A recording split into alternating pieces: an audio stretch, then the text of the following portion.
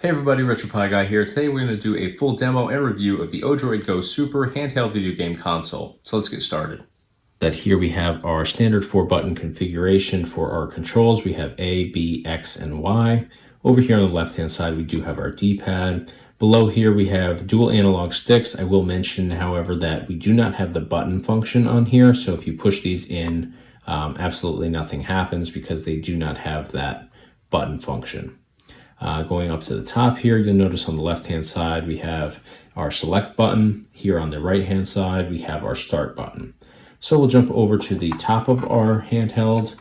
And here you can see that we have our L1, L2, and R1, R2 shoulder and trigger buttons up here at the top, all of which work super well. We have our power button here. We have our GPIO. Right here, dead center, we have our volume control. We have our 3.5 millimeter headphone jack. Right here we have our power supply port, so we plug in our power supply cable right in here to charge this. And then we have our USB port here, so you can actually use this for a Wi-Fi adapter if you'd like. Turning this over to the side, there's nothing on the left-hand side or the right-hand side. Flipping this over completely. On the back side here, you'll see we have some LED light indicators for our power supply. We have right here some ventilation, and then we have our speaker over here in the corner. So this is kind of an odd spot to put a speaker, because your hand does go exactly right here, but I have been using this for a while now, and while my hand does pretty much cover that completely, it actually does not muffle the sound whatsoever. The audio on this device is absolutely phenomenal in my opinion. So it is a weird spot to have that, but does not cause any issues with audio muffling or anything like that. So that is worth mentioning. Down at the bottom, the only thing we have is our micro SD card port here. So this is where you'll put your firmware game collection card into your device. This, when you buy it stock, has no card on it. So there's no stock card whatsoever. You have to either make your own or purchase a pre-configured card. So I do have the RetroPie Guy 512 gigabyte game collection card on here with over 16,900 retro video games included on it. So we do have a video tour of that game collection card available for you to check out. I'll put a link in the description of this video so you can see that. So that's pretty much it in terms of the controls on here. So we will jump into a couple gameplay demos here to show you exactly how everything runs.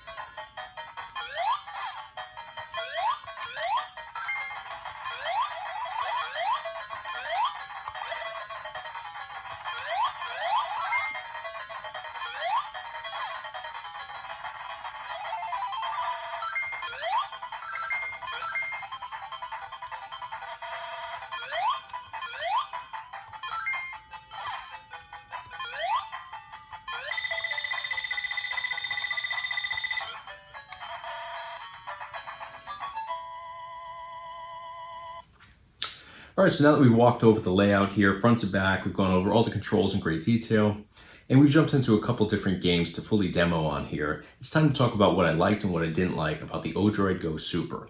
So first off, what I like about it, the layout. I think it's a phenomenal layout. Everything is done really nicely on here. I think that the weight is perfect. It's not super lightweight, it's not super heavy. Now, another thing I want to point out is the shoulder and trigger buttons. If you look at it from this angle here, you'll notice that you just slightly notice the shoulder and trigger buttons up here. And what I mean by that is there's no buttons that are really hanging off the top. Some handhelds are known for that. They have these really chunky buttons up top. And what I like about it being sleek like this and really tight is when you drop this, because let's face it, regardless of how careful we are with these handhelds, we are going to drop these once in a while. Is it going to smash and shatter and fall into a million pieces? No. And that's a good thing, but the shoulder button specifically, when you drop this, 9 times out of 10, you're going to hit one of the corners on here. With the shoulder and trigger buttons being up at the top, if you have super chunky buttons, they're usually the first thing to hit. And if they're really big and oversized, usually that's where you're going to get damage. It's going to mess up either the function or in some cases it'll crack and break it entirely. When you have something like this that's super tight like that, your risk of breaking them and doing any kind of damage is super minimal. So I really always look for something like that. And in a lot of cases, the shoulder and trigger buttons are much larger. This is probably the tightest setup and layout on here that I've seen in a long time. So I really do like that. Everything is also really smooth and rounded. So there's no ridges up there. And now in terms of the functionality of the shoulder and trigger buttons, everything clicks really nicely. There's pretty decent feedback. I've actually seen some review videos on this, and some people have not liked it because it is that sleeker, smaller button, but I think that the action on these is great. Super responsive, super easy to hit. Now when you hold this, you can see from this angle, I'll do it like that. I'm just holding my fingers over the controls and the D-pad up here, and they line up perfectly with the shoulder and trigger button, so I really do like that a lot. Some of the other ones are a little awkward. You have to kind of reposition your hands while you're playing, which is just added work and obviously going to give you some accuracy issues when you're trying to hit those at the perfect timing and all of that. So do like the layout in that regard. Now, a couple people have talked about they have smaller buttons for the A, B, X, and Y. That's absolutely true. These are smaller buttons. They are raised up, the same amount that you typically have on most handheld. So yes, it is a little bit smaller. I don't mind it at all. I think, the buttons are there. They're raised up enough where you can hit them perfectly well. It causes no issues whatsoever with games. So, are they a hair smaller than a lot of the other handhelds out there? Absolutely. But, it doesn't throw off the gameplay experience in any way, shape, or form, for me at least. Now, the start and select buttons on here aren't labeled. I think we all know how select and start buttons work. Usually you're going to have your start on the right, select on the left. That's exactly how it is in this case. So, do I care that they're not labeled? Absolutely not. So now in terms of the D-pad on here, it is a little bit smaller than what you typically have on the handheld. However, I think that it matches perfectly with the A, B, X, and Y buttons. So, it fits my finger perfectly. I think if anything, having that tighter D-pad actually helps you because you're not having to, move your thumb up and down or stretch it out quite a bit to hit, up versus down or left versus right. So I do kind of like that compact sort of smaller feel. I wouldn't think that, looking at it and, just thinking of it, but when going through here and playing games, I actually really do like that tighter feel. I actually have the RGB 351P here from Ambernick. So if you just take a look side by side on those D-pads there, you can see this one is definitely chunkier, but again, I do actually like that compact version, so no complaints there whatsoever. All right, so the next thing I want to talk about on here is the analog sticks. If you see my videos in the past, then you know that I'm a stickler for a good analog stick on a handheld console. These are actually cheap analog sticks. I'm kind of surprised that they use these on here. Typically, you want to go with a little bit better quality than what they have on here. However, they do function and work really well.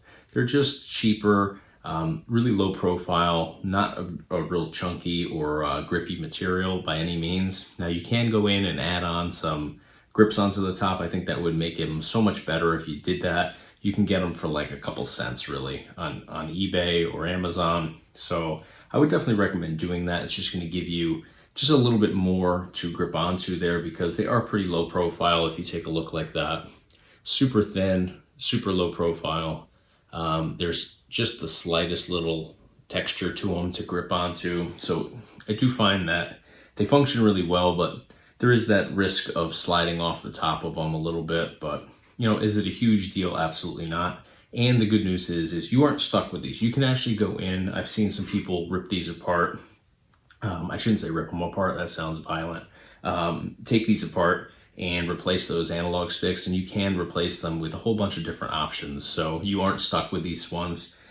If you want to go in there and customize them, you can absolutely do that. I haven't done it personally. I might actually take that on because I would like to see exactly what that entails 100%. I've seen some videos here on YouTube and it looks pretty straightforward. Doesn't seem to take a lot of time at all. So might do that.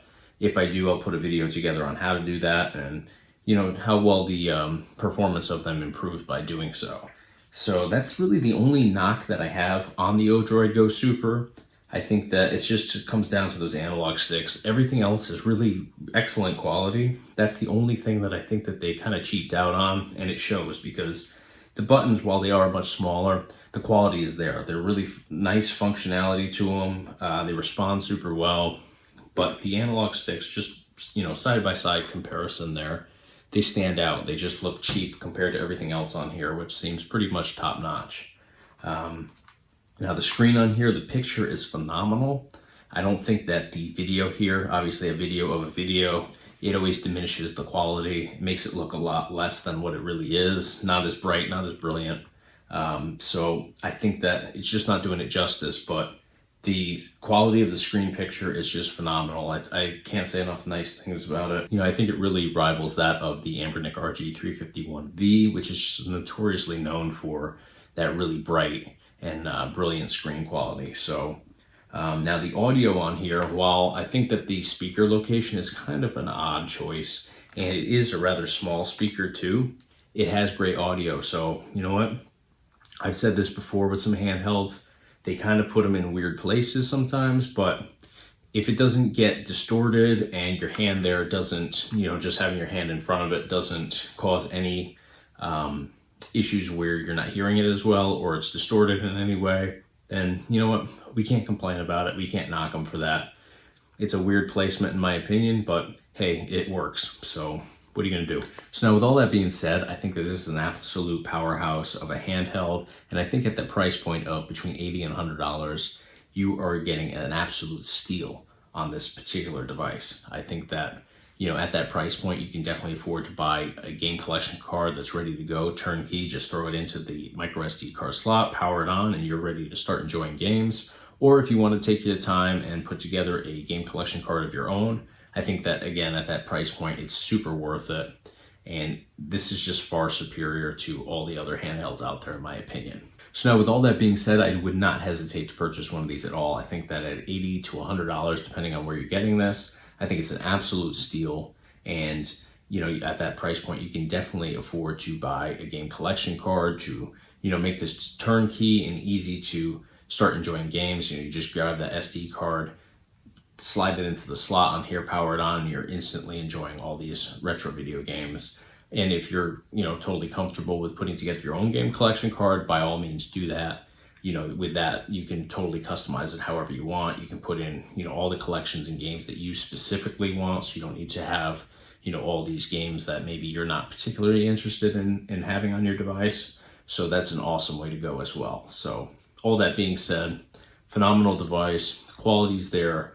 The video, the audio, everything about this, in my opinion, is just awesome. So don't hesitate to purchase one of these. I think that we'll eventually end up putting these on our site where you can purchase directly from us. And, we're here in the United States, so the shipping time and cost will be much less than buying direct because obviously they're coming from overseas. So when we do have these available as a package deal with the card or just the device themselves, we'll put a link in the description below so you can directly jump over to our site and make that purchase.